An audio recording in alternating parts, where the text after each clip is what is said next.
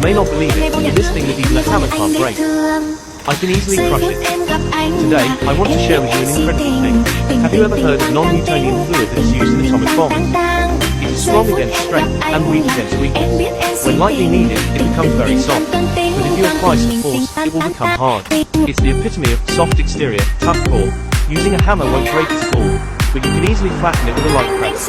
By stretching and pulling, it can show a metallic luster. After decomp, put it back in this box. It'll be flattened again the next day, but borax free. It's non-sticky and won't dry out.